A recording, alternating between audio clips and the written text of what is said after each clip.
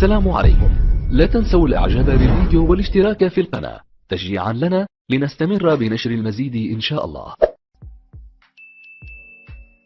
About this, the way the Bible is color coded is quite interesting. So, it's just a helpful thing. Okay, so when you say prophecies of Christ in the New Testament, do you think some prophecies could be just tailored and doctored by the authors of the New Testament? Well, if that's the case, then how can we trust anything? If God is not able to preserve his words, then...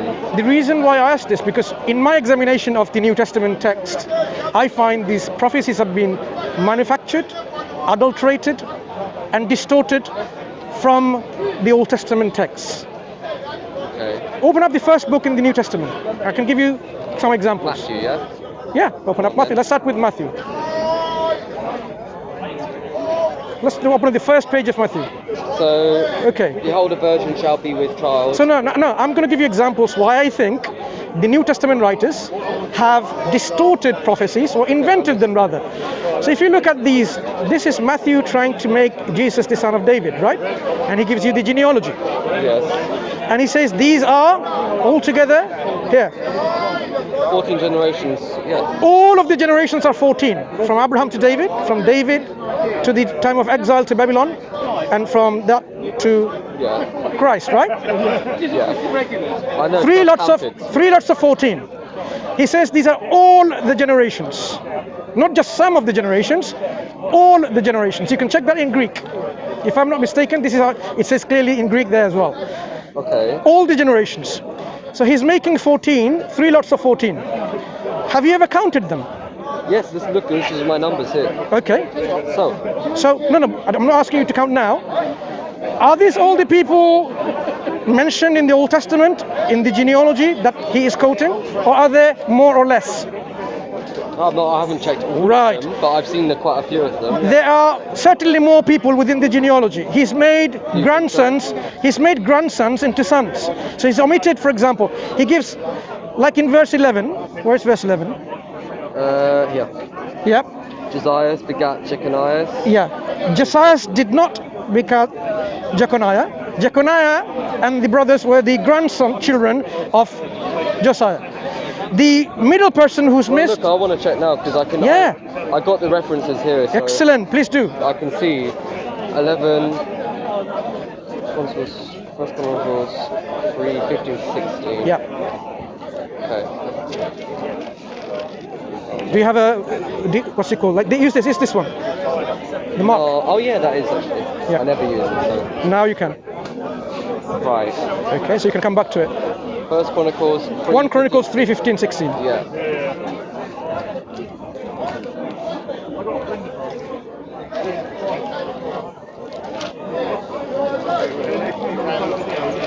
Yeah, so let's look.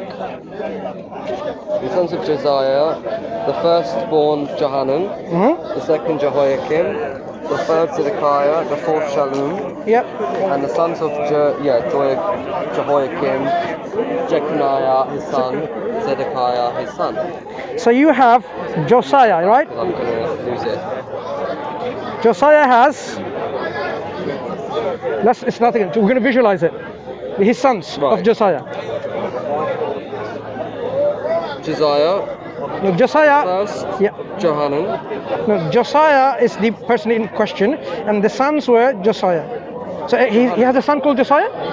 No, it says the sons of Josiah were Johanan. First Johanan. Yeah, that's it. Johanan. Jehoiakim. Jehoiakim. It's a Z, right? Zedekiah. And the fourth one? Shallum. Right. Then the son of Jehoiakim. Now, go back to the New Testament. It says the sons of Josiah. Josiah had begat who? Jeconiah. So you don't have any Jeconiahs here.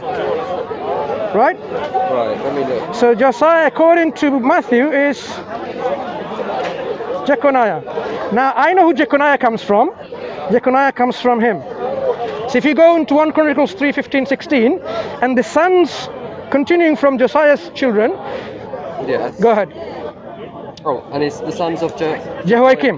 The sons of Jehoiakim, so he's giving the children of Jehoiakim now, is? Yeah, Jeconiah, there you go. Zedekiah. And so on. So now we establish that the children of Josiah are these four. Jehoiakim is the son, and Jeconiah, which Matthew gives to be the son, is actually the grandson. Okay. Yeah. So he's omitted this name. You might think, is he shortening for something, like some kind of mystery, numerology, like he wants to make 14 specific things? Clearly, he's omitted this name. Carried away to Babylon, and after they were put to Babylon, that's obviously he's omitted this name. Now, here is what we know. We know even the reason why Matthew omitted this name. If the reason wasn't, I will show you, God willing. If the reason wasn't significant, then you'll say, oh, maybe he's some kind of things.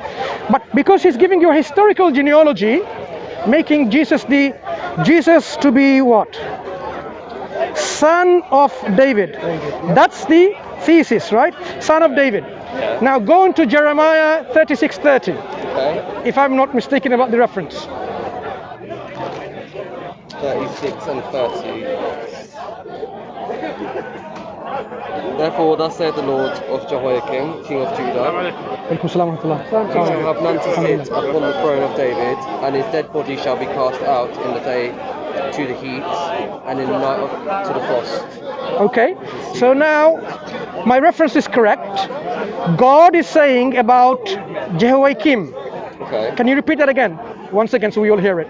Yeah, therefore thus saith the Lord of Jehoiakim, king of Judah, he shall have none to sit upon the throne of David. Right, so Jehoiakim will have no right to sit on the throne of David. And his dead body shall be cast out. Right, so he's cursed. God cursed him out from sitting on the throne of David, so no one through his line can be called the son of David. Okay. So if Matthew wants to make Jesus the son of David through this genealogy, he cannot have Jehoiakim. It's like shooting yourself on the foot, because Jehoiakim is cursed. Anyone that comes from Jehoiakim is not going to be sitting and claiming the throne of David. Yeah. That is why he removed it. So two errors. One is errors of genealogical lineage of the names. So it's more than 14, number one. Secondly, the reason why he's omitted is because of a theological reason. And this is that God cursed Jehoiakim, that anyone that comes through his line, they will have no right to sit and claim the throne of David. That is why Matthew has made Jesus through this line, but taking it off, as if people later on would not realize. But the Jewish people pointed this out, not the Muslims. They pointed it out. Look at Matthew. So this is one of the reasons. I mean, this is just the first page.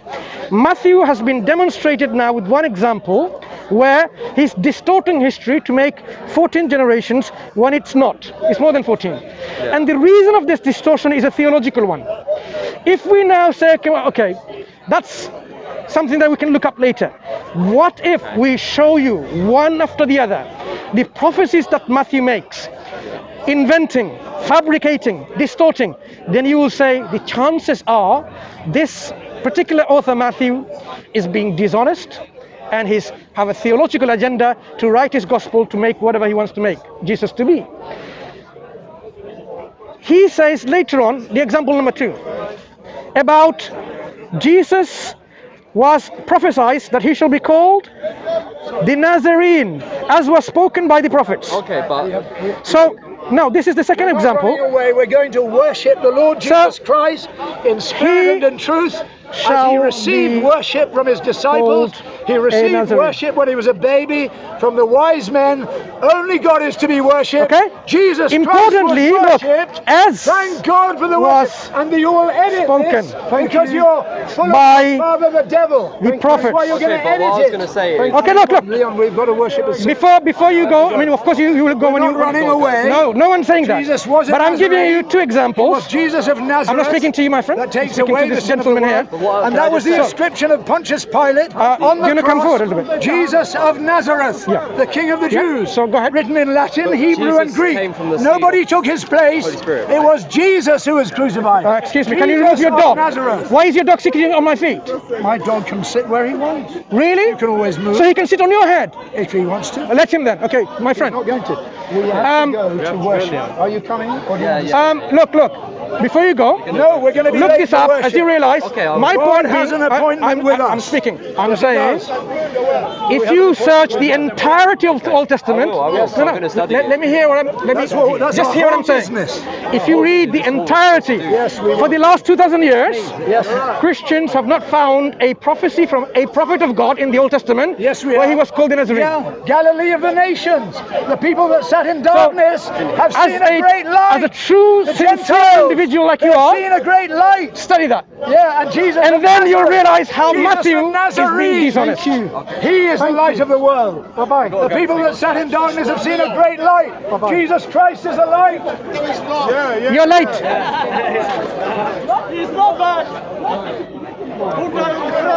So this is what happens. Unfortunately, when we try to reason with people, they realize they're speaking to one of us here, and they take them away. They take them away. I mean, that's fine. We only hope that gentleman that I've spoken to, given these two examples, sincerely looks into this, and then he is guided. And let's leave it to that. Thank you.